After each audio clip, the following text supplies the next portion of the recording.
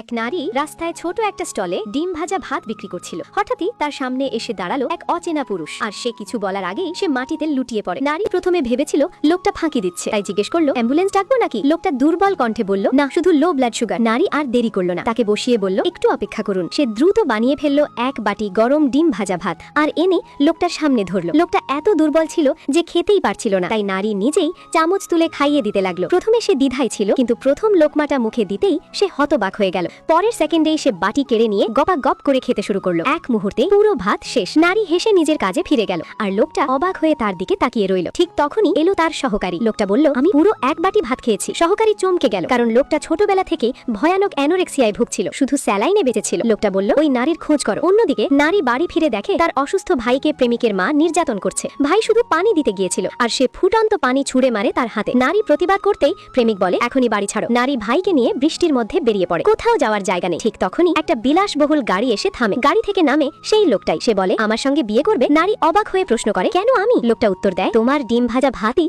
একমাত্র খাবার যা আমাকে বাঁচাতে ইচ্ছে করায়। তুমি আমাকে বিয়ে করো, আমি তোমার ভাইয়ের চিকিৎসার দায়িত্ব নেব। এক মুহূর্ত চুপ থেকে নারী বলে, ভাই যদি বাঁচে আমি রাজি। বিয়ে হলো। নবদম্পতি হাসুন। চিজ। দেশের সেরা গুশি হাসপাতালে ভাইয়ের চিকিৎসা শুরু হয়। নারী কাঁদতে কাঁদতে বলে, ধন্যবাদ। লোকটা হেসে বলে, ধন্যবাদ নয়, আমাকে স্বামী বলো। আর এক রোমাঞ্চকর মুহূর্ত।